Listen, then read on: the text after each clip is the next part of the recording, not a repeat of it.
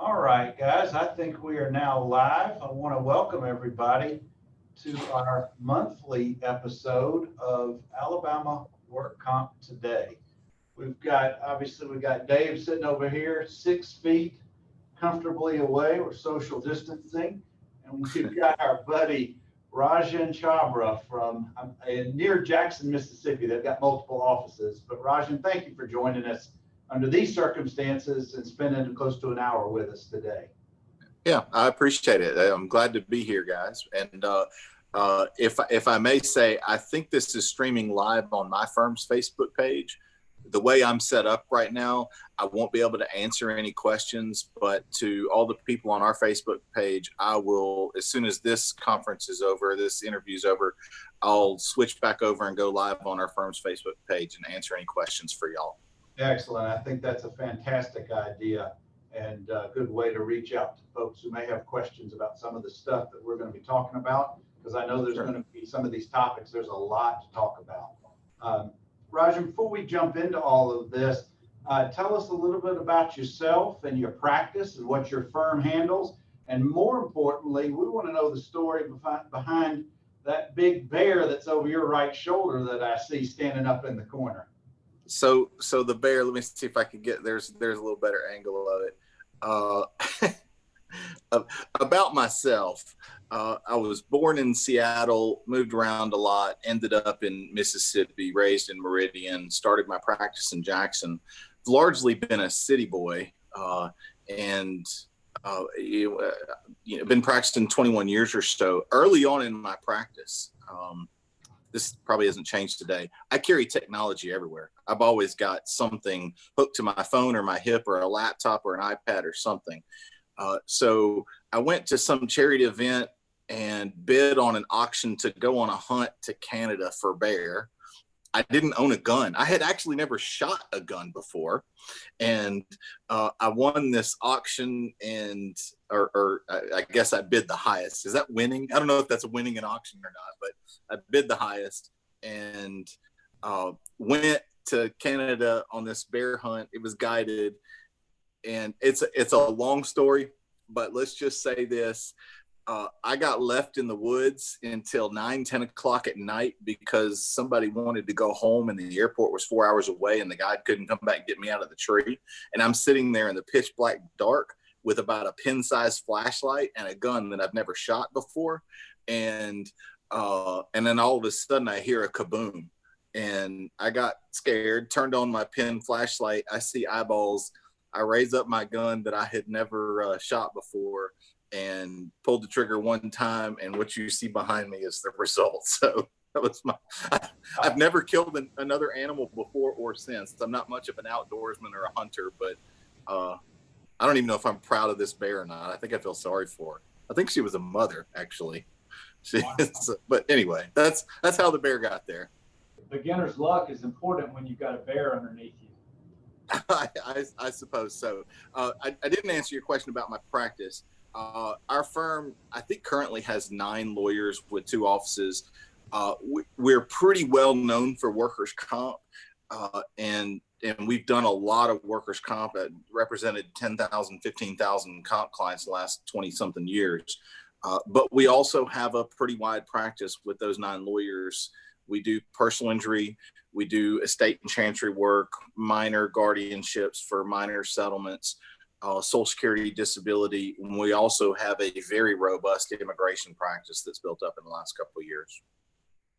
Well, you guys are certainly busy, and we applaud all that you do in Mississippi. I know we've had the pleasure of working with you guys, collaborating, referring cases back and forth over the last several years. And hopefully it will continue for both of our practices. So thank you for your friendship and just dealing with us all the last several years. Yeah, we appreciate you too. Absolutely. Well, we've got a full agenda of stuff to talk about, and we're going to hit a couple of cases from different parts of the country, and then the last half of our talk, or most of the back end of our talk, will be about coronavirus pandemic and how employment law is dealing with this, how employers can deal with this, how employees can deal with this. So just bear with us as we go through this. If you've got questions, we take questions and comments on our live YouTube feed on the Nomberg Law Firm channel. So if you got questions there, or for Rojan and his practice at their place, their YouTube, their Facebook channel, he'll be there in a little while. But guys, the first headline that we're going to hit is out of Arizona, where the Arizona court rules that workers' comp is okay for cops in high-stress situations. Cops, as we all know, we refer to them as first responders, and this is a really hot debated issue state to state around the country. Dave, if you want to take the lead on this one, and then we'll just chime in. Yeah, so it seems like every month we're talking about mental injuries for first responders. And that's because this is an evolving area of law. It's pretty well settled in most states that if you are picking up something and hurt your back, that's a covered claim. Or if you're involved and you break your arm, involved in a wreck, that's pretty much settled that that's going to be a covered claim. But more and more states are dealing with first responders who are dealing with mental injuries. There's no physical injury, but it's just what's called a mental injury or post-traumatic stress disorder. So factually, this case from Arizona, the deputy had a shotgun pointed at his face, a shotgun pointed at his chest and face at close range by a man who was then shot and killed by the deputy and another officer. So there was no physical injury to this officer, but he was diagnosed with PTSD. And as a result, the Arizona court said this was an extraordinary high stressful incident on the job. And I agree with them. I can't imagine being in that situation and having a shotgun pointed at my face. So yeah, our first responders need coverage for mental injuries that don't involve a physical injury. And if this was Mississippi case, how would the Mississippi courts, how do they treat something like this? It wouldn't fare well. We break our mental injuries down into two categories. We have mental physical, where actually you can call it physical mental, where the physical injury causes mental issues. Those claims are viable. We have mental claims, which is the other category, and that's where there's no physical injury, and it's purely a trauma situation or mental injury, and we have a much higher burden of proof instead of proof. So, and there's two problems here. First is the burden of proof. It's higher. You got to prove it by clear and convincing evidence rather than the probable standard that we're all used to in civil court and administrative law. The second problem is, the most important one here is, you have to show that it's outside the ordinary incidences of employment. And I would fear that the county or the city or the state in this instance would argue that seeing somebody get shot or seeing crime happen or seeing terrible things is exactly within the ordinary instances of what police officers are supposed to see. So I would expect them to defend it vigorously in Mississippi and not want to compensate them for the post-traumatic stress disorder. I read that case that you're talking about, and I also read the article about it, and it appeared to me that the court, I think that state has a very similar structure as Mississippi. Normally, they wouldn't just roll over and pay a mental claim like that. But I think that the court was so horrified by how troubling. I think the court was very troubled by the fact that somebody could go through that kind of incident that the rest of us can't even imagine, and they would have no way to get compensated and take care of their family. So I think it would be a tough case to make in Mississippi. But if that case happened, to be honest with you, I'd give it a shot, and I would cite to that court and say, look, there's got to be some that are just so far beyond. But I'll give you a real quick example. I don't want to take up too much time, but the court has held, and you all can relate to this. In our offices, most of us do the work of 3 and 4 people, and we get very, very stressed out. We're all overworked in law firms. And I'm not saying that's just us. I'm sure in the medical profession, CPA profession, there's a lot of professions where we're all overworked. Well, people have gone and made claims and said, I'm overworked. I'm having to do the work of too many people. I'm going through too much stress. I'm cracking up. I want to, maybe they're suicidal or something. And our courts have just been deaf to that. Sorry, can't help you. You can't make a mental claim unless you can get past those two hurdles. But here, I certainly would love an opportunity to convince our courts that sort of exception should apply. I don't know that it would be tough though. Well, Dave, before you chime in, I want to welcome our buddy out in Wyoming. Jack Edwards is watching us live. Jack, thank you for spending a few minutes with us. Hope you're doing well. Hey, Jack. Dave, talk to us. How would Alabama treat this? So Alabama is not recognizing mental claims. It's got to be a physical injury before you get to the mental claim. There was proposed legislation introduced this year that would allow for a mental injury claim for first responders, but I don't know that the bill has gotten very far so far. All right, let's skip to the third while we're on this topic. I did have, can I chime in here one second? I just thought of a case I had like 15 years ago.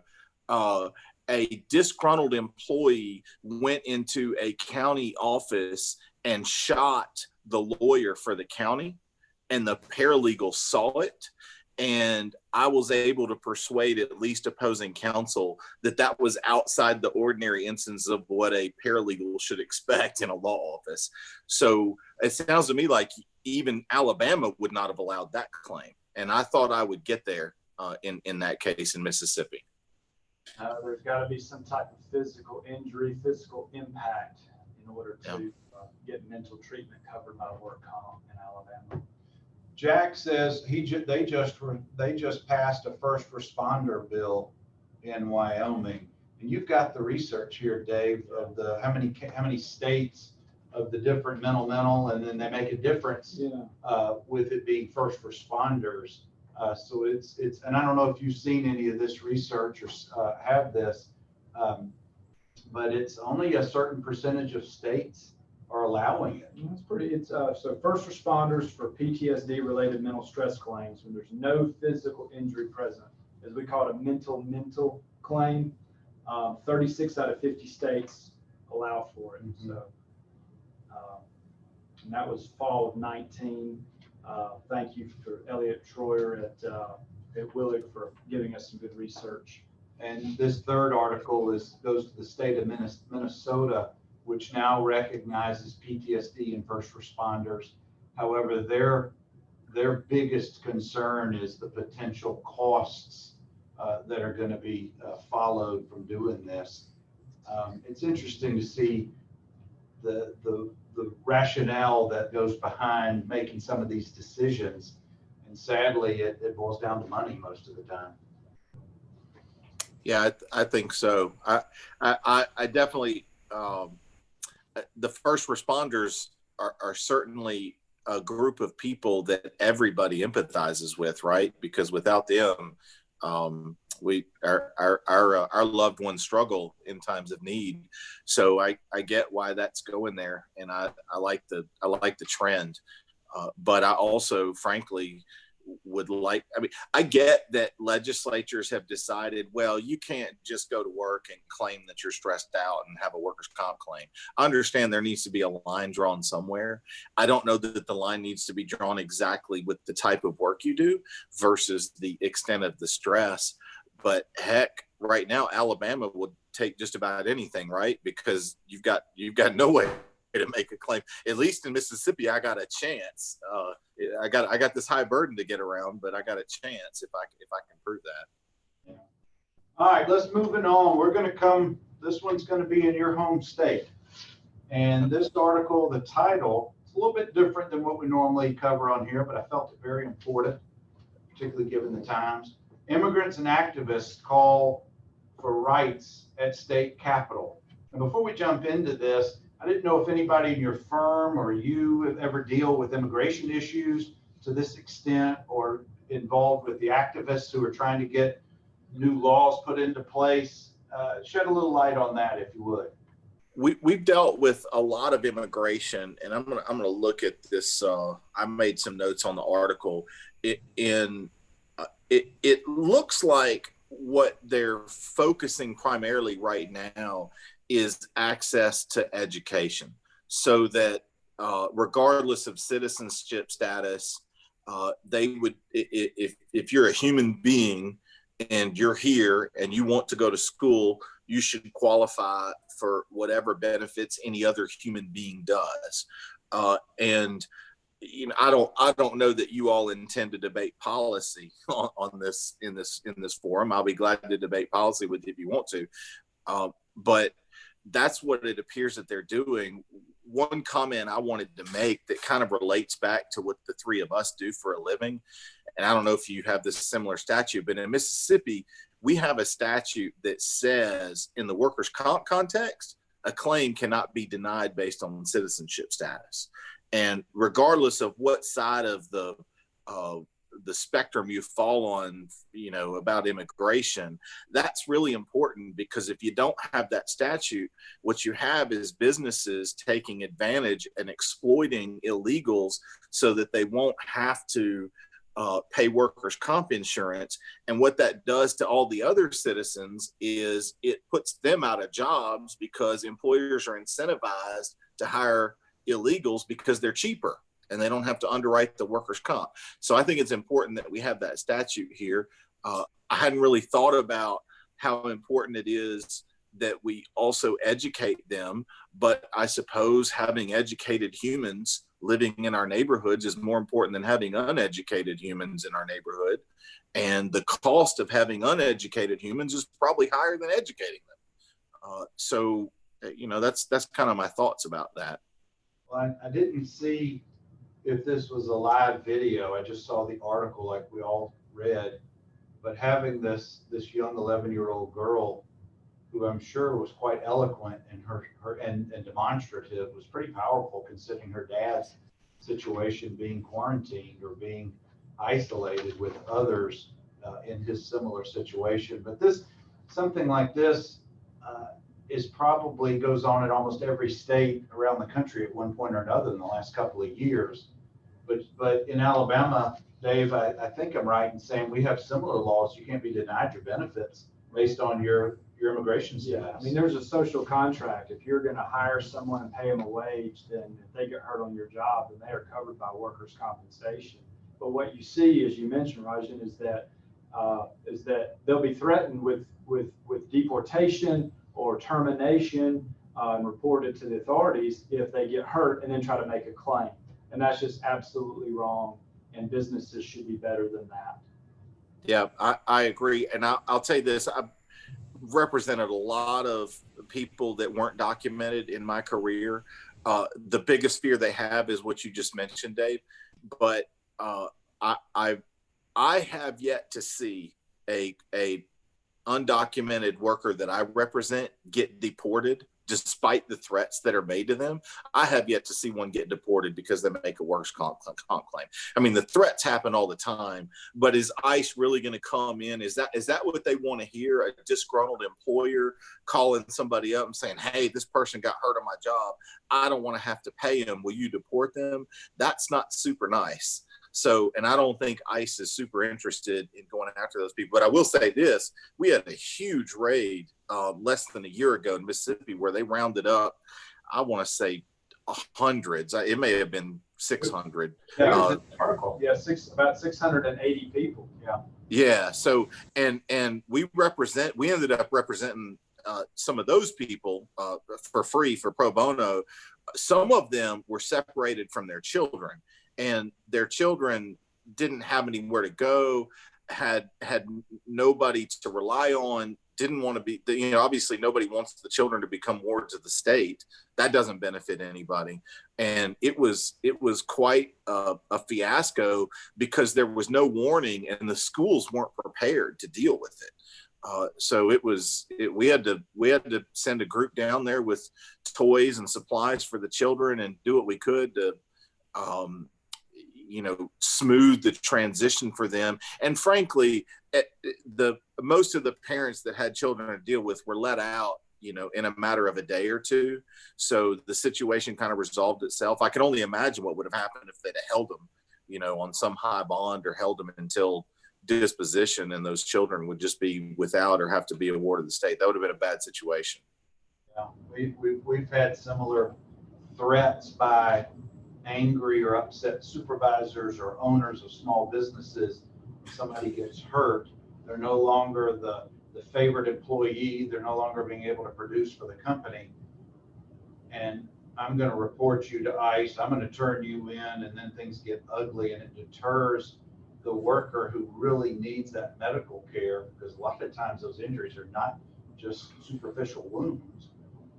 That's right. Well, hey, look, my response to them is, hey, I'm going to report you for committing illegal conduct by hiring an illegal worker. So how about everybody go to jail? Yeah. Yeah. Either that, or let's just do right. Like Dave said, let's follow the social contract, and let's treat employees like employees regardless of what their status is. Well, let's pivot from here to what's, the big, not the big bear, but the big elephant in the corner of the room. And that's what's going on right now in the world, the pandemic, the dealing with the coronavirus, and how it's affecting not just our economy as a whole, but bring it even closer to the people we represent. And we've got a series of articles here, some of which are Alabama-based, but it wouldn't matter what state, frankly, that they're in. And the first one is about how Alabama-based gig workers, and we've talked about the gig economy and those type of side jobs, if you will, in our past episodes, how gig workers find ways to adapt amid this pandemic. And this article at least starts off with a fellow who drives for Uber or Lyft, not a job that I would want to have, but this fellow, he says he's dealt with it before. And Dave, you just hit some of the highlights on how this Mike Dempsey fellow is dealing with this. Yeah, so he's driving strangers around, and he doesn't know whether these people are infected or not, and so he's wiping down his car with Clorox wipes, he's spraying Lysol, he's using hand sanitizer, everything that we're doing in our lives, but he's having to do it multiple times a day to try to reduce the germs in his car.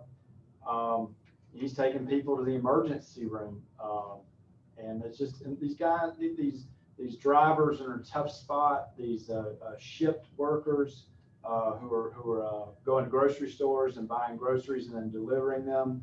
I did like that they're making more porch drops instead of having a person-to-person contact when they exchange the groceries. They're just dropping them on the porch, kind of like an Amazon or FedEx delivery, just putting them on the porch. So there's less interaction there. But it's just they're adapting. And Roger, before you jump in here, tell me if you think what we've also been discussing is that we're always looking for silver linings when there's bad events in our life, regardless of how small or how big they are.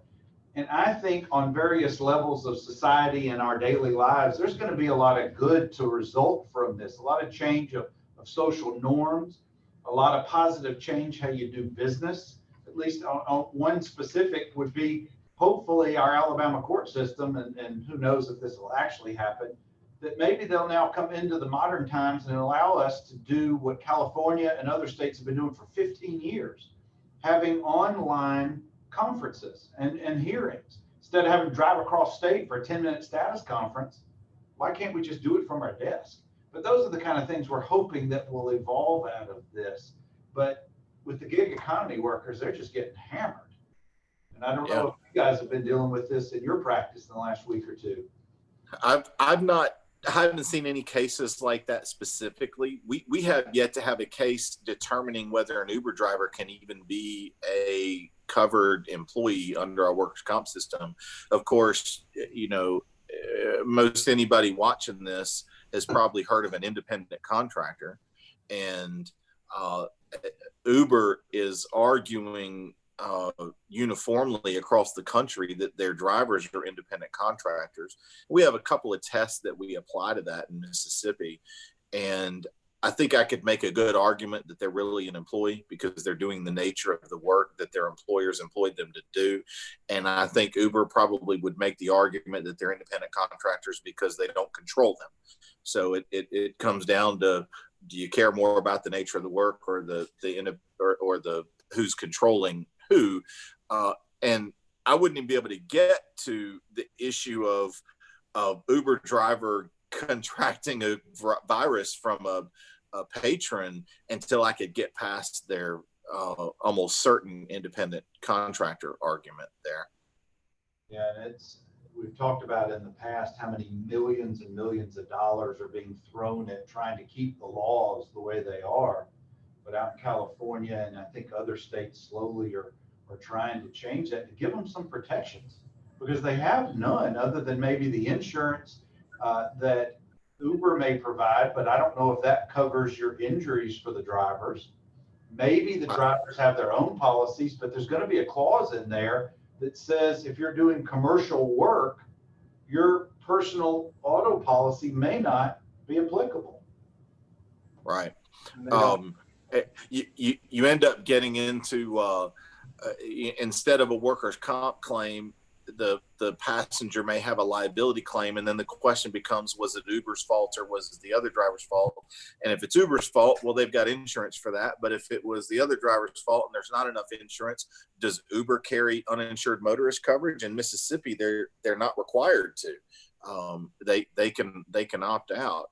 And Bernard, I wanted to address the silver lining issue too. Just in Mississippi, for instance, just in the last 2 days, the commission has announced for the first time in my career, 21 years, that they're not going to require blue original ink from attorneys anymore.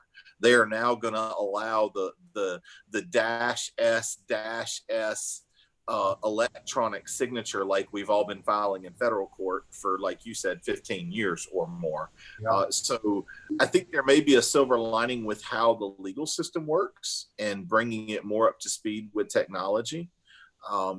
I don't know that obviously that helps people and helps workers. I'm trying to think of some silver lining law wise. Maybe this first responder bill will get a little more, or the bills across the country will get more attention because now they're having to, of course, with coronavirus they would have physical injuries anyway, right? But I'm a little hopeful we'll get more attention. But one more thing, our legislature just said we're headed to the House. They're supposed to be there through May 1st, and they just packed up and went home, and we're not sure when they're coming back. They've estimated a couple of weeks, but they may not come back in a couple of weeks. I mean, it's a very fluid situation.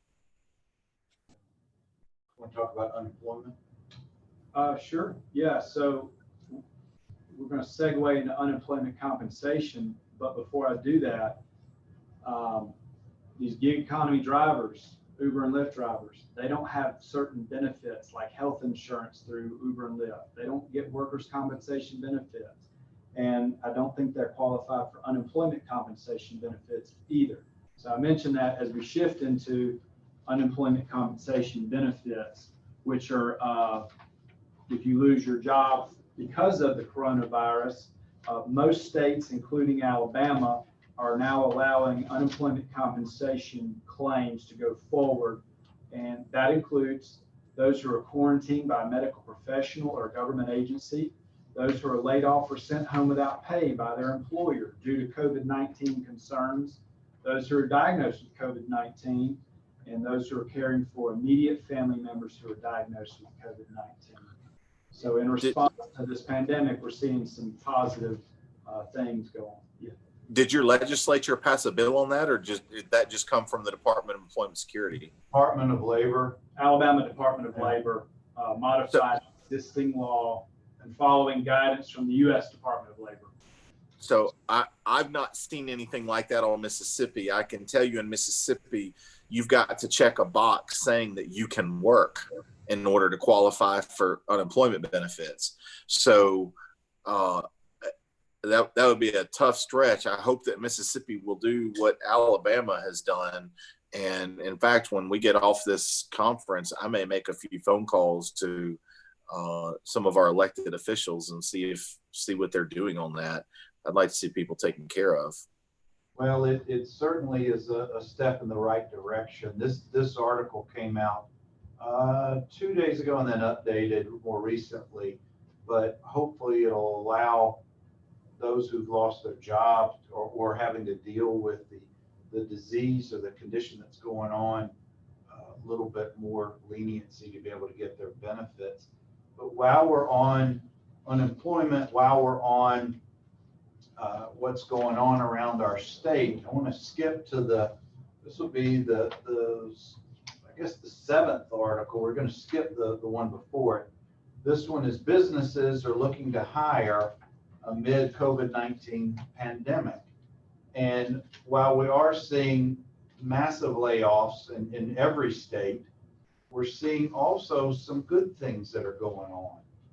In West Alabama, there was some type of a job fair that people are looking. Local food delivery places are desperate for hiring drivers. Amazon in our neighboring little bedroom community, Bessemer next door, is about to hire 1,500 new people for their location there. And then different parts of the country, Amazon says they're going to be hiring 100,000 workers to deliver around the country. So it's a real shift in the need. And I don't think this is going to become a gig type job. It sounds like it's going to become in the forefront to a real 40-hour plus a week, full benefits, hopefully, type situation. And I don't know in Jackson or any of the other cities, if you've seen any news lately about there really is a need for these type of jobs, at least here in our state, going on, and I suspect it's in others as well. I know my wife and I use every service out there. We've got several food delivery services that are independent of the restaurant. So, they'll service many, many restaurants in your area. And we have both of the major transportation services besides taxi cabs, but the transportation services that we can use from our app on our phone. But I've not seen anything like what you're talking about. What I have seen though is my wife went to order groceries a couple of days ago and she got a response back on the app saying, sorry, try again tomorrow. And I don't know if that has to do with this very odd that I don't understand rush for toilet paper, or why? Look, I saw a meme the other day of a guy with a shopping cart full of plungers, and his response was, checkmate, I got y'all. You're not gonna do it. So I don't know what the deal is with people cleaning out stores in this just completely irrational fear, in my opinion. We bought no toilet paper at all. I looked on our shelf yesterday, and we had like a few rolls, and I had no anxiety about it all. I was like, we'll be fine. We have neighbors. And then one of our neighbors brought us the pack.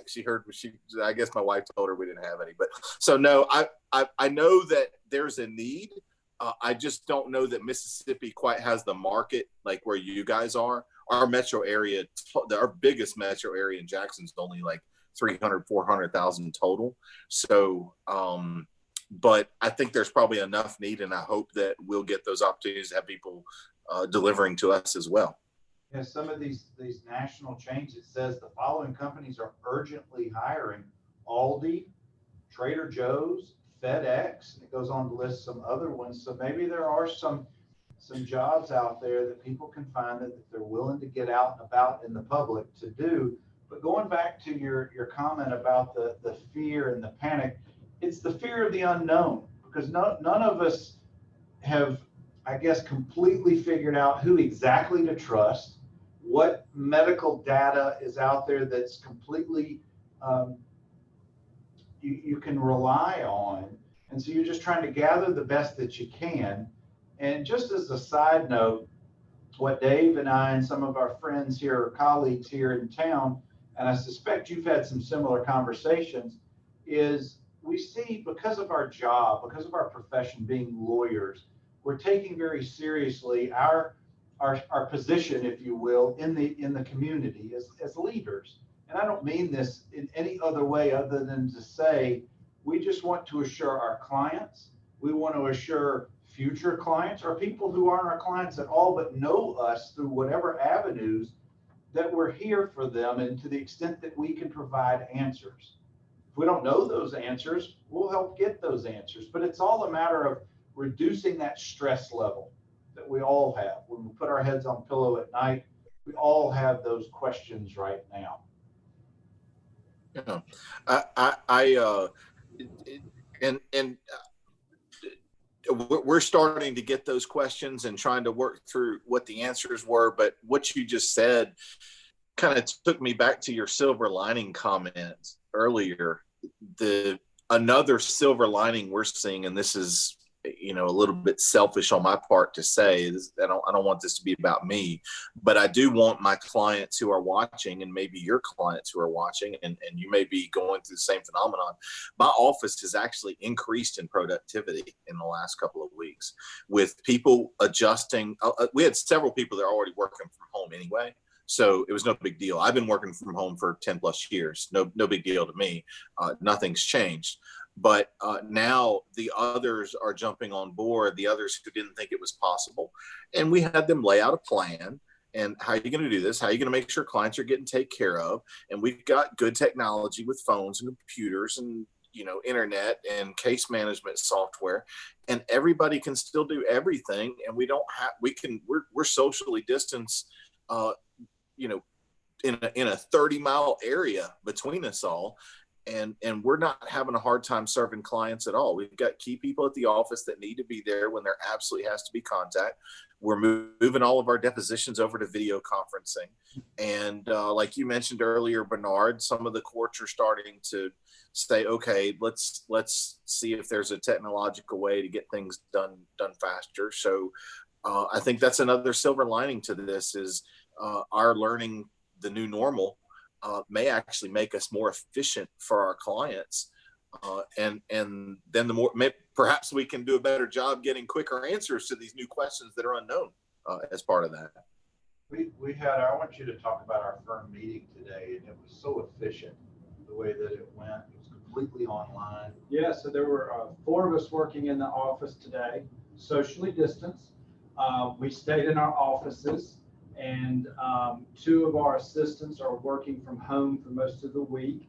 And we had a staff meeting like we do every other week, and it went off seamlessly. We had all the documents that we normally had, just not printed out. And I think we were on the Blue Jeans app. Is that right? We used the Blue Jeans app, and it was efficient. We got it done, and everybody knows what their tasks are for the next couple of days.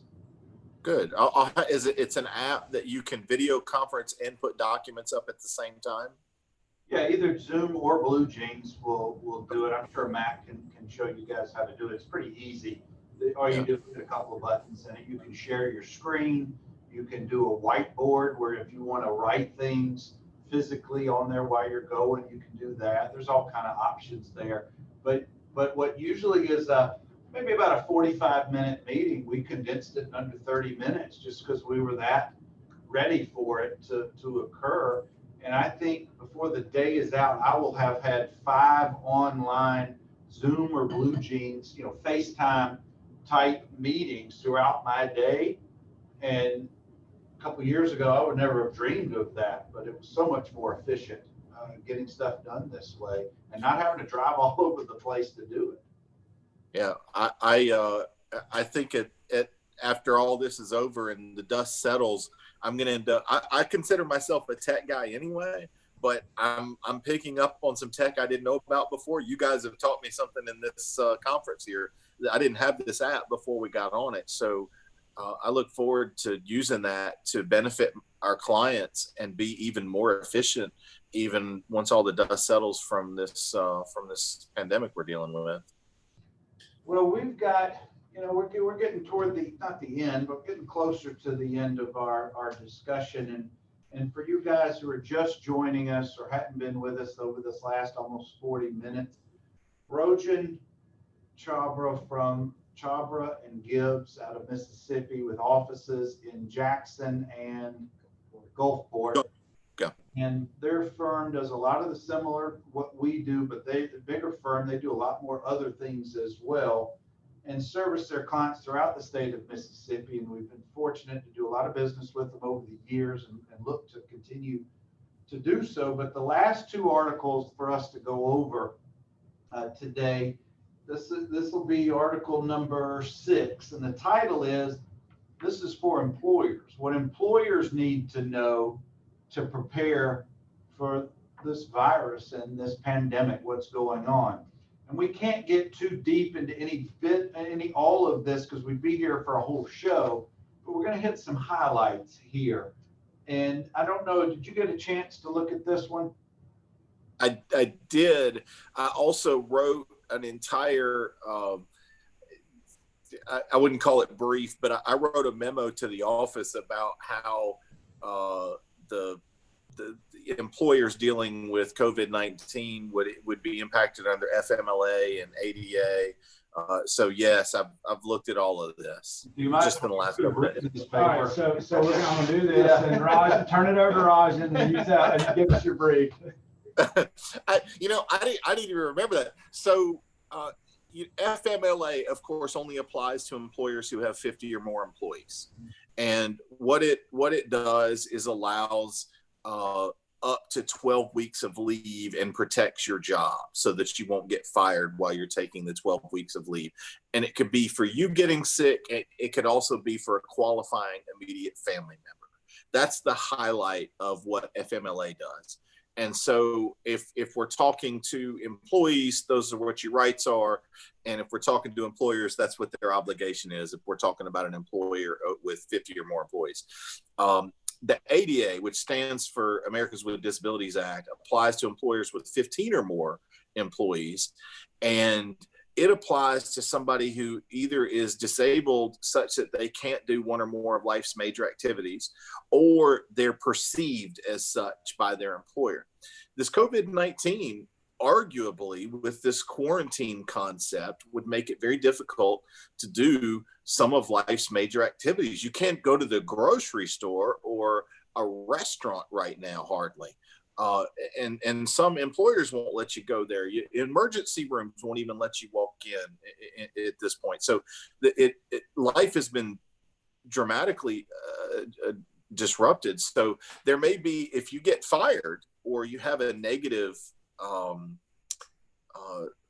type action from your employer because you're quarantined or because of something going on with COVID-19, you may have a claim under the Americans with Disabilities Act.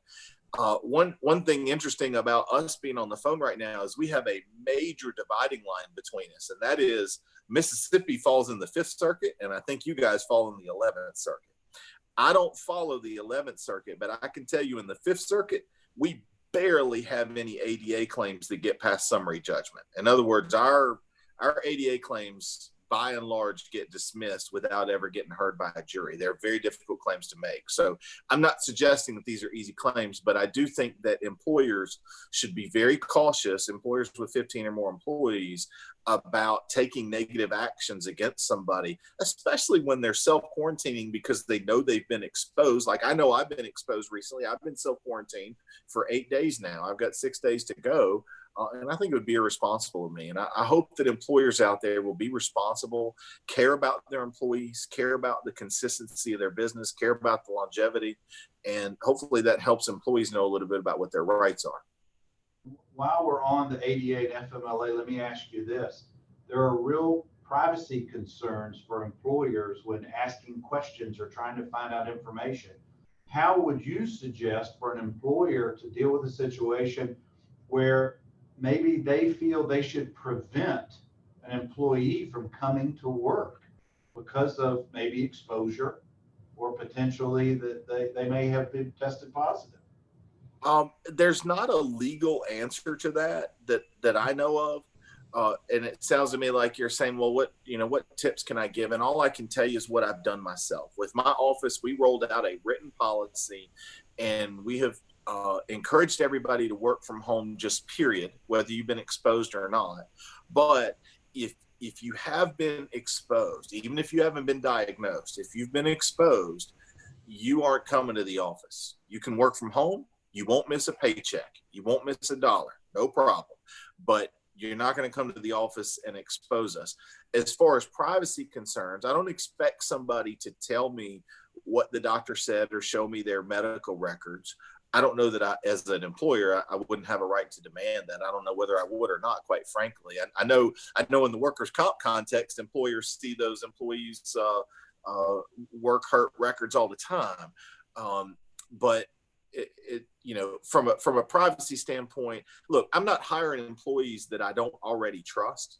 So, if you're going to lie to me, you're going to lie to me. But if I have an employee that calls and says, hey, I think I've been exposed, or I've been to the doctor, I'm concerned, I want to follow your policy, I'm going to quarantine or self-quarantine or doctor order quarantine for 14 days, my answer will be fine, cool. I mean, that's, don't come expose me. But I've always had that attitude. But I do recognize, and I know you guys recognize, not all employers care more about their employees than they do about themselves. And I hope that this is a good time, maybe a silver lining for employers and the rest of us in the world to realize this is the time where we treat each other good and do the right thing, and we'll get through this. Dave, along those lines, what about an employee who's afraid to come to work? As far as unemployment compensation is concerned, they're not eligible, and it's possible that they could be terminated. Their employment could be terminated for failure to come to work due to the fear alone. What about the employer's obligations? And this is for both of you guys. What about the employer's obligation to keep the employee who's a little scared to come to work for these reasons? Does the employer have an obligation to keep the employees updated with anything that may be going on in the office, in the building, and those kind of things? I would think the employer would have an obligation. It may not be a legal obligation, but in my mind, it's definitely a moral obligation. I wouldn't want to violate anybody's privacy. If I had somebody in the office that was diagnosed, I wouldn't identify them to other employees if they didn't want to be identified, or if the other employees didn't already know. But I certainly think all of us employers have at the very least a moral obligation, and perhaps we have a legal obligation too. If let's say that I knew, I'm not even sure it matters that I knew. I think if one of my employees came to the office and had been quarantining otherwise, and I forced them to come in, and then they get exposed during that time, and they can prove from a causal standpoint that there was no other place for exposure but in the office, I think they'd have a claim against me, and I wouldn't blame them. So employers should be very careful about how they handle this, and just be honest and truthful and try to do the right thing. I think you hit the nail on the head with the best practices for employers. Update your policies and procedures, get it out to your employees as soon as possible. Keep an open line of communication with your employees, and try to continue with the new normal of practicing law or running a business of any sort. Don't put your head in the sand, or bad things are going to end up happening. And I think that's right. Life overall, but specifically for employers. Yeah. We value our employees because they're good at what they do, and we want to keep them happy, and trying to accommodate them as much as we can. And Yep. All right, last article before we get out of here. And again, we really appreciate your time, your expertise, and making some time to chat with us on all these important topics. It came out, I guess it was today. Let's see. No, this is a couple of days ago. I think it's been updated. The U.S. House of Representatives passes the Families First Coronavirus Response Act, an economic stimulus plan aimed at addressing the impact on Americans. And there's there's too much in here to unpack. But I think the idea behind this is because the economy is just in such a bad place right now, and probably headed to a worse place in the upcoming weeks and months, particularly with unemployment, it's going to skyrocket. I think this was at least the first step to help back to stimulate the economy. Yeah, this was passed by the House. It has been signed into law by the president. I think it was effective yesterday. I went to try to read that bill, but I think it was 186 pages or 122 pages, and I didn't have the patience to read it. So I tried to read some snippets, but I couldn't find a consensus amongst the snippets I read. So I'm not exactly sure what that bill does, to tell you the truth. I was going to say, some of it is free testing for COVID-19, paid leave. Phase 3 is part of the economic stimulus package. Those are some of the highlights. Let's see. And it may be that we expand on this in our next discussion. We would be here for another 30, 45 minutes, but it is, yeah, I think, a very much needed step in the right direction to help giving some stability, taking away just a little bit of that stress, if it can, for folks when they put their head on the pillow at night. Yeah. Well, guys, is there anything else? We're gonna, because we're really at the end of our show. I think we've covered a ton of topics here, some very timely. And Rajan, we really appreciate you spending some time with us today. Yeah, look, I'm honored that you invited me to do this, and I really appreciate it. So I enjoyed spending the time. I'm glad you guys are doing this, and I think you're providing a good service to the community, the legal community, and the civilian community. So I really appreciate you doing it. Well, thank you. And we want to share, and I know you're going to do a live Q&A, and I may do one myself on our Facebook page. But if we got any folks from Mississippi who've got questions, I'm going to send them your way, and I know you'll send the Alabamians our way as well. But Dave, any last words? No, appreciate you coming on, Rajan. Thanks for your expertise. That's about it. Y'all stay safe and stay well. Yeah, y'all too. I very appreciate it. To the people watching from Mississippi that may want to ask me any questions, I don't know if it's going to be 3 minutes or 8 minutes, but I will call my IT guy as soon as we clear this out and ask him what to do and see what to get myself back on live. Very good. How can they find you? What platform? Facebook and YouTube, and our Facebook is Chabra and Gibbs, and I assume our YouTube is the same. Our website is cglawms.com, cglawms.com. And at the bottom in the show notes on the Nomberg Law Firm YouTube channel, I've put the link to your firm's website in there. Very good. This will conclude us for another monthly episode of Alabama Work Comp Today. We try to bring you some national news, some Alabama laws, and we bring on one of our buddies, fellow practitioner in different parts of the country. Next month, we've got Mike Gruber out of New York, who's going to join us, a fellow Willig member, and just an all-around great guy, and does some wonderful work up in New York. My friend, good to see you. Hope to catch you time, and we'll hit the trail hopefully in the upcoming weeks or months. That sounds good. I look forward to it, guys. Take care. All right, you too. Bye-bye.